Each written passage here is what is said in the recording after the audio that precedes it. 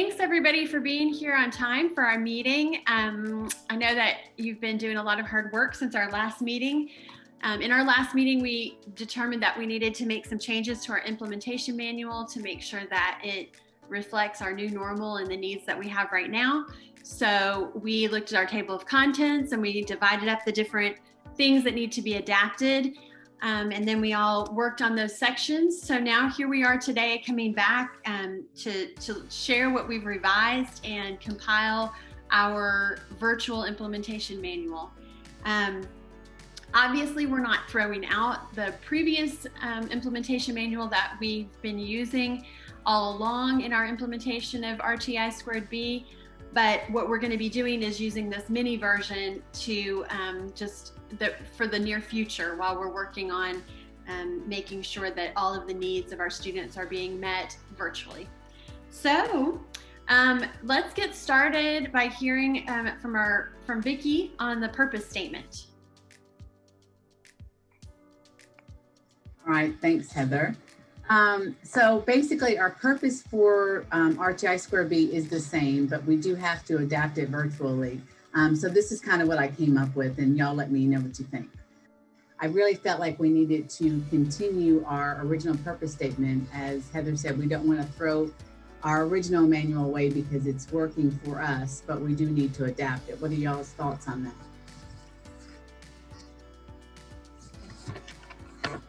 I think that in a nutshell, it explains what we're trying to do.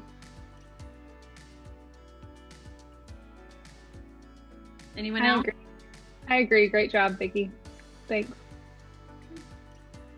Great. So we can add that as the beginning of our implementation manual for our virtual implementation manual. So we can take that purpose statement and move on to our composition and our norms. So Shelby, I know that you worked on that. Do you want to share with us what you've done there? Sure. So of course, our team and composition, we added a couple new members this year. So I added them in and we changed our schedule a little bit. So I made sure this reflected that. And I just updated our norms. Since we're meeting virtually, our meetings look a little bit different. So I added in kind of the things that we've already talked about doing. I just put them in writing for us. So logging into Zoom a couple minutes before the meeting time, we always have, there's always something that goes wrong with Zoom. So just getting in a couple minutes early so we can start the meeting on time, ending on time, staying on task. Those are the same. Those actively participate, listening to understand, all of that, and notifying the team coach if you're not able to come 24 hours before. Those are all the same as last year. And then muting your audio, that's a new one. So when you're not speaking, just muting your audio so that everybody can hear each other. That's pretty much it. Did I leave anything out or did I get everything? I think you hit all the points, Shelby. Thank you. Yeah. Thank you for thinking through all of those things that we need to make sure and include. It helps us think about what we need to do in our own meetings to help us think about what our students will need when we're working with them virtually. So looks good. Thank you. Okay, so now that we've talked about our purpose statement, our team composition, and our norms, we can move into the matrix and look through that. Vicki, do you want to share with us what you have worked on there? Yeah, sure. Thank you. So as we had discussed previously, I think it was really important that we kept our same behavior expectations. They're familiar to the students. The students are aware of them. And it's kind of comforting knowing that even though they're at home, the same expectations are expected as they are when they get back to the building. And secondly, we don't want to change our matrix entirely because we do want to be able to come back to traditional learning and keep the same expectations. And, as we learned over the webinars and all the PDs that we've attended, I think it's important that you have to change your locations to fit the needs of virtual learning. So we don't have restroom, we don't have cafeteria. So I was kind of thinking towards the lane of the different activities and groups that maybe that you would use virtually. So we kept our safe, respectful, and responsible. And I was kind of thinking about our locations being entering class activity, like what the students are expected to do when they log on. what they're expected to do during teacher-led whole group instruction, one-on-one instruction, and then when we have small breakout groups with small groups of students, maybe that be our other location. And kind of what Carolyn was saying about not wanting to change the definition of it, but kind of what does it look like differently virtually. So I kind of filled the meat in of the matrix and what the expectations were for those. Any thoughts on those? I think it looks really good, and That's great. I like the way you worked with locations, because that's really pretty much the way a virtual classroom setting is going to be, with getting on, having whole group instruction, how do we get into the chat rooms, or how do we break out into breakout rooms. So I think you did a nice job with it. But then keeping it very much the same, you know, keeping the same expectations so that it's not hard to, you know, transition. All right. Yes. Thank you for that. And thank you for the way you carefully went through each of the areas. I think that's really going to help our students to know what to expect. And, you know, for us to be able to say, here's things you already know. It's just a little bit different. So thank you for that hard work, Vicki. All right. So now we can move into the lesson plans. And Debbie, I know that you worked on the lesson plans and how we can share the information with our students. Okay, thank you, Heather. Actually, Sandra and I worked on the lesson plans together, and the first thing that we thought that we would need to do is, just like we do in the school setting, is that we need to be able to teach, model, and give students practice time of what we expect of them in the virtual classroom. So in order to create the lesson plans for each setting of the virtual classroom, we also knew that we would need to go by the matrix in order to be able to teach those social skills that are listed on the matrix. So once we saw the settings on the matrix and the social skills listed for each of the expectations, we were able to create the lesson plans using the same format as the school-wide lesson plans. But instead of location, we just listed the virtual settings that would be used. Of course, the expectations are the same. The social skills are going to be a little different because we are in a virtual setting rather than in school. So we wanted to make sure that we matched exactly what was listed on the virtual matrix. For example, in order to be respectful during whole group instruction, keep video on. That's not on the school matrix, but it's going to be on our virtual matrix. And then the next step was to create the examples and the non-examples of the desired behaviors listed on the virtual matrix. So it's so important, and we felt it was very important to follow the matrix exactly for the lesson plans. The next section was the follow through and practice time, which became a little bit more detailed than what we used in the in-school setting, because we just felt like the teachers needed probably more suggested strategies to use to increase positive interactions in the virtual setting, because we're not face-to-face. So that made it a little bit different. So because of that, we listed a lot of different strategies on the lesson plans that the teachers can use. And then the last section is, how are we going to acknowledge when students are using the correct behaviors and following the matrix? This part was very easy because we based it on the acknowledgement system that has already been built for the virtual setting. So all in all, the lesson plans were very easy to create because we used the same format and we went exactly by the matrix.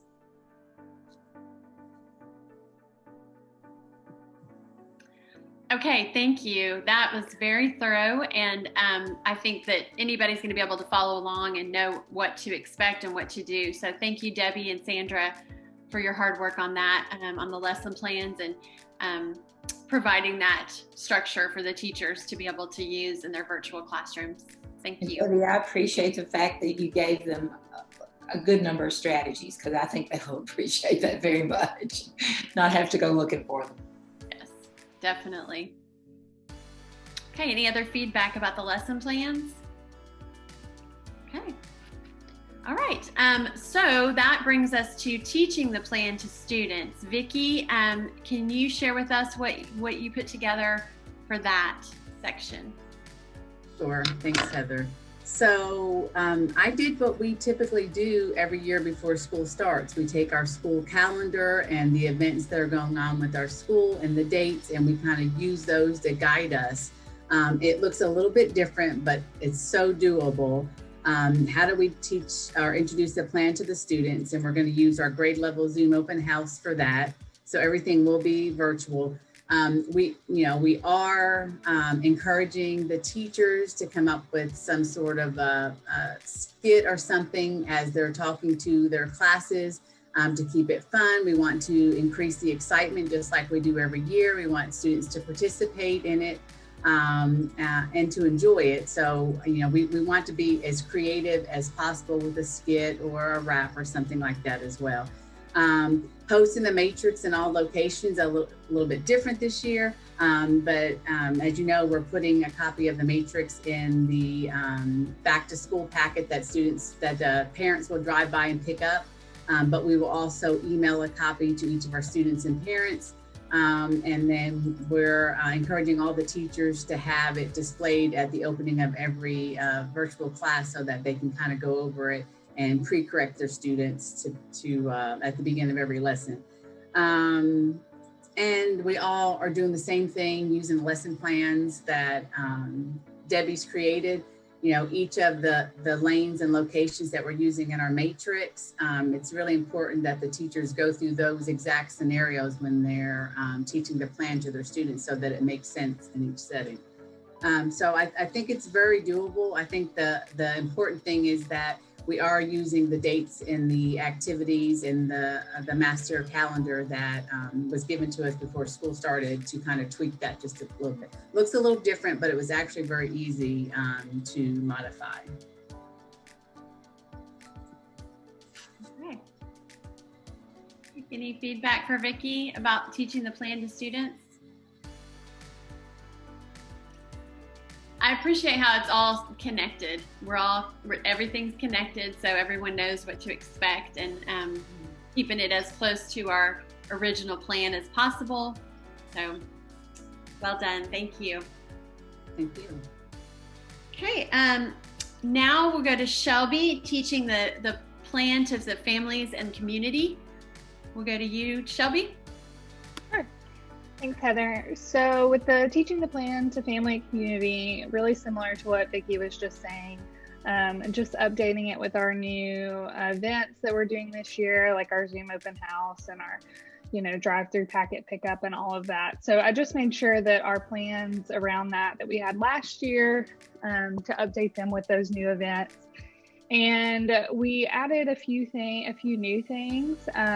We're going to be partnering with the local YMCA and other agencies that are offering childcare during the day for essential workers. So we are going to be partnering with them about how to use the same language that we use at school for RTS²B. So we are also going to be doing our e-newsletters. We're going to be doing them weekly. And another new thing that we're doing is the RTI2B at-home tip.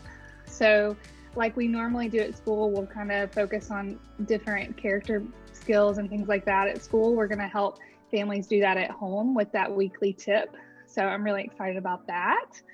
And we're also going to be, this is something that we've always done, but the home matrix that we send home and the acknowledgement system, we're doing that again this year. But hopefully, we have a unique opportunity this year to partner with families since kids are spending more time at school. Sorry about my dogs. But so since kids are spending more time at home, hopefully families will be able to benefit from those tips even more than they have in the past. And we'll also be sharing about the acknowledgements and celebrations in our newsletter that that weekly newsletter that I just mentioned. And we're also going to be putting all of that info onto our social media and website in case anybody isn't subscribed to the newsletter. And I'll be working with our RTS²B family and community engagement team and our PTA to make sure everybody's on the same page and working together to get all of this messaging out to families. I think that's about it. I mean, there's a lot of words happening here, but that pretty much sums up everything that we kind of put in this year. Any questions? Shelby, I think this is thorough. I mean, this is great, and lots of opportunities for families and communities to come together for the students, but a lot of thought went into this. This is great. Thank you. Thank you. Yeah. Maybe it works on dogs too, right? Maybe. We'll see. We'll see.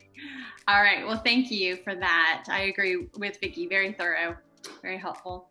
Okay, so that moves into the section that I was working on with our school-wide acknowledgement system. You know, my number one thought as we went through, and I know that we had talked about before, was just making sure that we looked at what was already working, what we already had in place, what our students have responded to, what our faculty has responded to, and then tweaking it to meet our current needs. And so, you know, looking at how we've celebrated in the past, how we have acknowledged people in the past, and finding a way to do that at a safe distance or virtually. And so, you know, we're going to continue with giving our points, continue with making sure that that everyone, you know, it's all connected back to the matrix. Everyone knows what the expectations are in each of the virtual areas, and then that's all connected back to the lesson plans that are taught. And so, you know, I feel like keeping that consistency is going to be our you know, the best way that we can provide that stability for our students.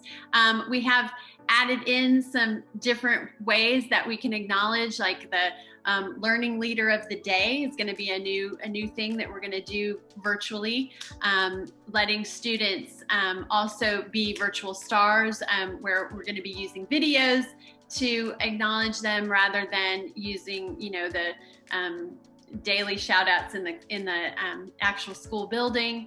Can we scroll down a little bit there, Shelby, to the next slide or the next page yes.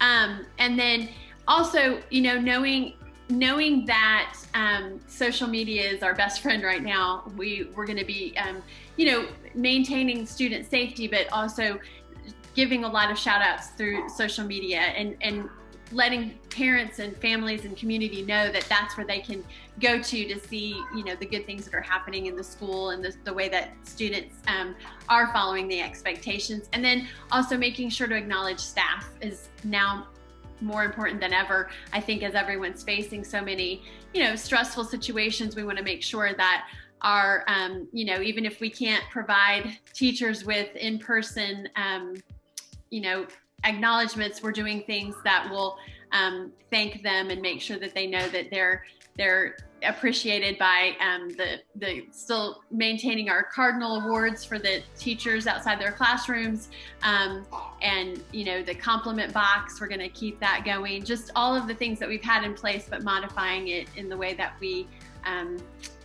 get the word out about who's being acknowledged and why. So I think that pretty much wraps it up in a nutshell. Oh, also our family and community. That's another way that, you know, we can't invite families to come into the building, invite the community to come into the building right now, but we can put our yard signs out. We can thank them through social media and make sure that families and community know that we appreciate all of the support and all of the grace that they're giving as we're all learning how to do things in a new way. So that's another thing that we wanted to make sure was included and that we had a specific plan for. So I think that covers all of the acknowledgements. You know, you can read the detailed plan and we'll ask teachers to follow that plan. And it's broken into daily, weekly, monthly, quarterly timeframes so that they know how to, you know, follow that and keep up with it. So that brings us next to the major and minor definitions, and we'll go to Carolyn to share with us about those behavior definitions.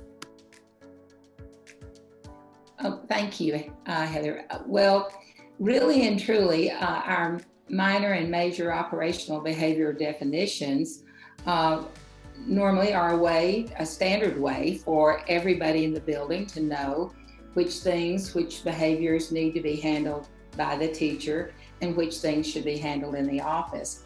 And those are, the minors and the majors. For virtual setting, there were some alterations that had to be made, but not as many as I would have thought, really. And they were more about the examples being tailored to fit a virtual setting. One that had to be, or that we were able to leave out, was one for physical contact and physical aggression. That would not be appropriate for a virtual setting. So we left that one out.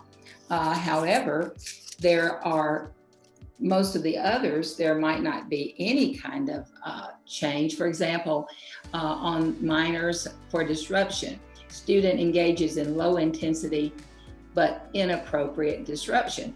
Well, that is exactly the way it is stated for in-person, behavior. However, what had to change were the examples. For example, off-topic chat, that would be something that would be in a virtual setting. Spamming chat channels with messages or unmuting to say something inappropriate.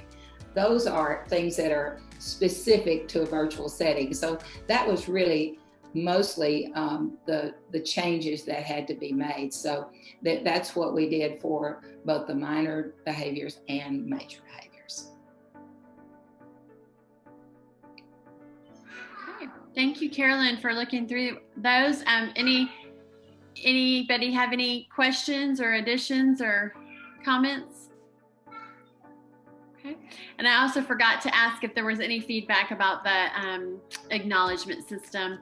Didn't mean to breeze past that, but if there was anything else needed we can change. I was thinking, Heather, I love the acknowledgement system, and I love that you were able to keep as much that was already familiar to the students and modify it so it doesn't seem like a whole new product. So they take comfort in that also. So I thought that was good. Thanks. Thank you. And I think the same goes for the operational definitions that Carolyn just shared with us too. It's not, we've stayed as close to the norm as possible. We've just made the changes that were necessary to reflect the changes in our instruction. So thank you for that also, Carolyn, appreciate that. Next, we'll be going into the flow chart and looking at how that works in our virtual situation. Vicki? All right, thank you, Heather. So the discipline process flow chart is a little singular column now rather than the two columns that we're accustomed to. And obviously the behaviors are specific to virtual learning. So kind of this one that I came up with was going to have 4 offenses before an administrator is emailed or contacted. And just real quick to give you what I was thinking about for each offense. First offense, private chat box with the student so that you can make them aware of their inappropriate behavior. And as always, every component has to have a restate and reteach expectation so that you can have some sort of an intervention there. And as we've done in the past with our RTI Square B, the first one's always a warning to kind of get the student back on track.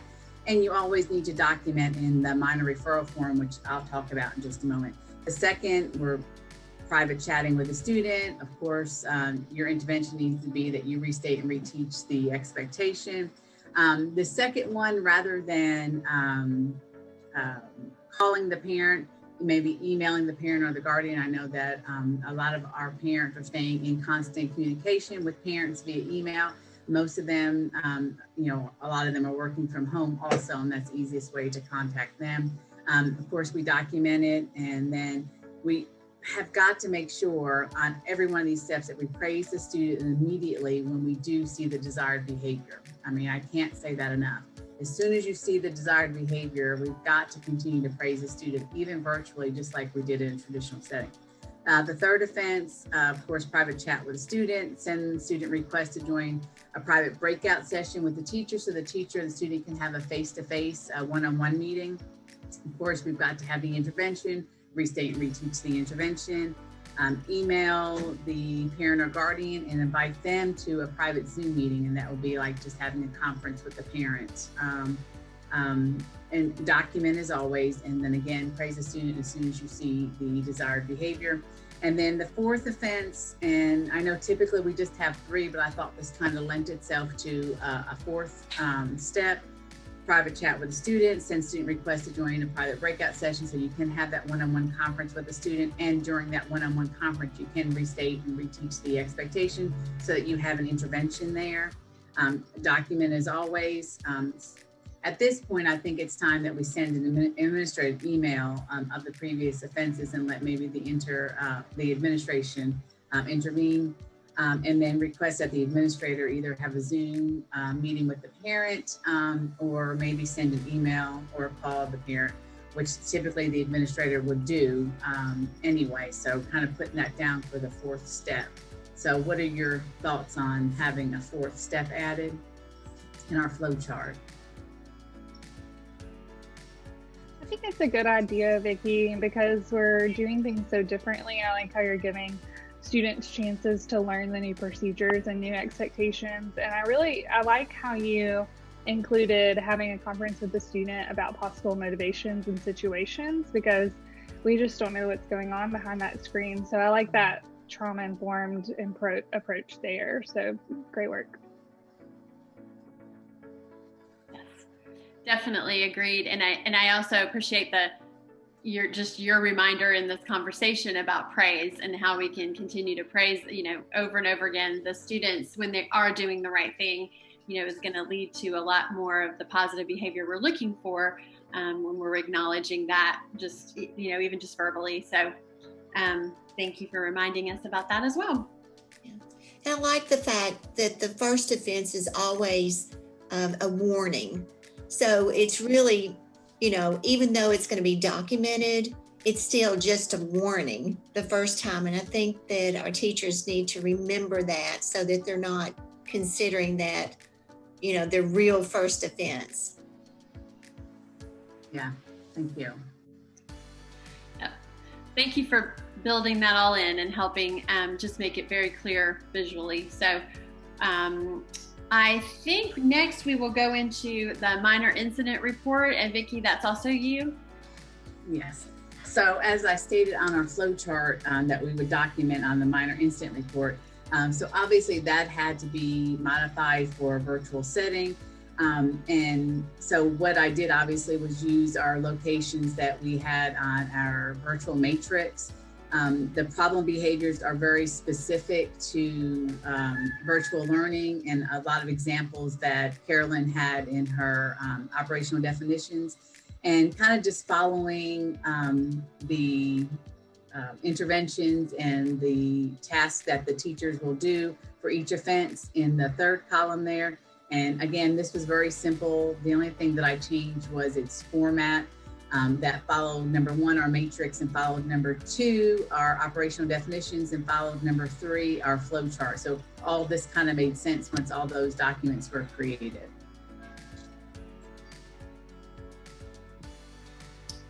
Okay, thank you for that and for creating that tool. I think that's going to be a really helpful piece just to make this all flow for everyone concerned. So thank you for that. Any other sections that we need to discuss? Anybody I've left out? Got everything? I have one question about this minor incident report form. Yeah. Should we make it 4 incidents, since we were just talking about that? So I wonder if we should change that to 4 incidents. I noticed that too, Shelby, and I was wondering if maybe, because the first time is always a warning, and but the teacher does need to have some kind of documentation that she has done the warning, so the next time it comes around, she knows that it is going to be a first offense. So, we could add above the first offense just a line for warning. The student has been given a warning and has been retaught the expectation, so that the teacher knows that the next time it will be considered a minor offense. What do you think about that? I think that's a good idea. And I think I also need to change at the very bottom, because that's what we had on our original form, was I need to put 4th instead of 3rd. at the bottom and maybe put a smaller section at the very top so that the teacher is reminded that her warning, his or her warning had already been given. What do you all think? Well, it still would actually be the third after the third minor incident, because the first one is still just a warning. True. Yeah. True.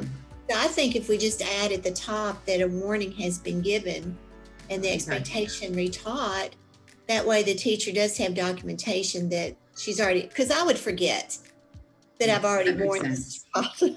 So if I have it written down that he's received a warning already, then I know it's going to go into that first offense or incident. Yeah, that makes sense. Thank you. Okay, good conversation around that. I think that will help, teachers have the reminder right there. So we can tweak that and add it to the manual, and then we can share it with our faculty and staff, and just let them know that we've tried to take into consideration all of the things that we're all facing as we're doing this virtually for right now, for the foreseeable future. I'm really glad that we had our implementation manual in place already. We had this already a framework in place that we could trust. And then we could just make these changes so that hopefully there's some stability and consistency, and everyone feels a lot of comfort in that in these kind of uncertain times. So thank you guys for all of your hard work in creating this in the first place, but then now coming together to make these changes that will hopefully help us get through this challenging season, and then we can go back to our original implementation manual and make changes as we need to, as it is a living, breathing document that we want to make sure is current and always serving the needs of our school. So thanks for that. Is there any other business that we need to discuss?